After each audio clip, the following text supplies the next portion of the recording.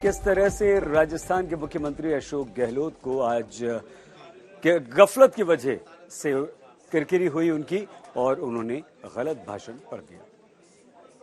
Human error से एक page लग गया था, उसी वक्त मैंने सॉरी फील किया जब मैं रोका। अच्छा कहो, बुरा कहो, झूठा कहो, सच्चा कहो, हमको सबको भूल, हमसे भूल हो गई, हमका माफी दे दो, हमसे भूल हो गई, हमका माफी दे दो।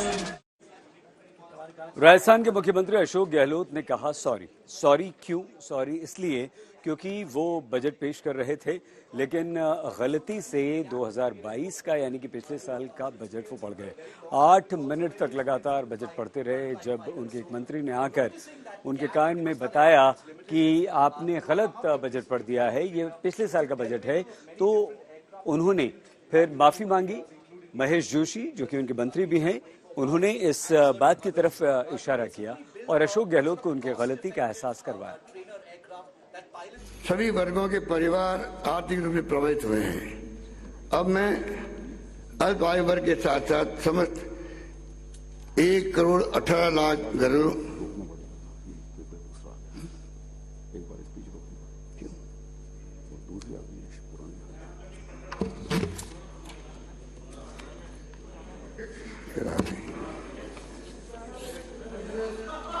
एक मिनट, सॉरी, ये भी इतिहास बनना ही लिखा था, ये भी इतिहास बनना ही लिखा था। आप बेटे मानसादेश, आप बजट की गरिमा को नहीं रखना है।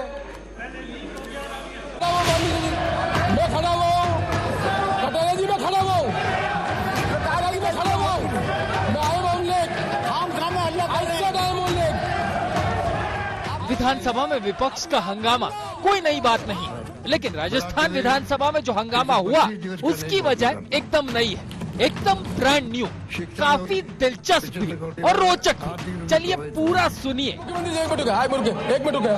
मिनट रुके। मुख्यमंत्री अशोक गहलोत बजट पेश कर रहे थे, दनदनाते हुए सरकारी योजनाओं का ऐलान कर रहे थे। सीएम बजट भाषण पढ़ रहे थे और सत्ता पक्ष एकदम गदगद। बीच बीच में तालियां भी बज रही थी। हमारा सदैव ये प्रयास रहा है कि सरकार के निर्णय। मुख्यमंत्री के ठीक पीछे राजस्थान के मंत्री और कांग्रेस पार्टी के चीफ व्हिप महेश जोशी बैठे थे। वो तालियां तो बजा रहे थे, लेकिन उनके चेहरे पर आ और जा रहे भावों से लग रहा था कि कुछ गड़बड़ है। कोरोना काल के दौरान शिक्षा में सीएम अशोक गहलोत ने तालियों की गूंज और अपने विधायकों मंत्रियों की कुलाचे मारती भावनाओं के बीच बजट का भाषण करीब 3 मिनट पढ़ लिया।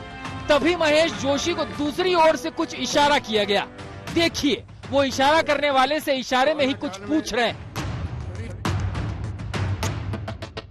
दूसरी ओर इशारा मिला तो महेश जोशी ने अपना हेडफोन हटाया और इशारा करने वाले की ओर चल पड़े। के परिवार आर्थिक रूप से प्रभावित हुए हैं। अब मैं इस बीच मुख्यमंत्री बिना रोक टोक बजट भाषण पढ़ते रहे। चंद सेकंडों में महेश जोशी वापस सीएम के पास लौटे और उनके कान में धीरे से कुछ कहा। मुख्यमंत्री ने पीछे मुड़कर देखा, लेकिन ठीक से सुन नहीं पाए कि महेश जोशी ने क्या कहा। हालांकि सीएम को अंदाजा हो गया था कि कुछ गड़बड़ है। उन्होंने आगे देखा और फिर पीछे देखा। महेश जोशी ने दूसरी बार फिर सीएम के कान में कुछ कहा। वो फिर से सुन नहीं पाए।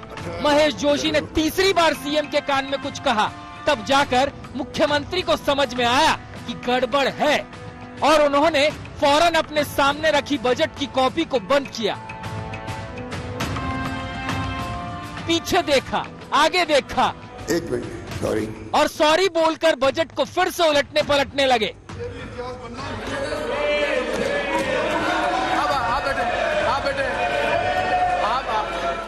दरअसल राजस्थान के माननीय मुख्यमंत्री पुराने साल का बजट पढ़ रहे थे। उन्होंने पुराने साल की नई योजनाओं का इस साल फिर से ऐलान कर दिया, लेकिन उन्हें पता नहीं चला कि उनके हाथ में बजट पुराना है। अगर महेश जोशी नहीं बताते तो शायद वो पुराना बजट भाषण पूरा ही पड़ जाते।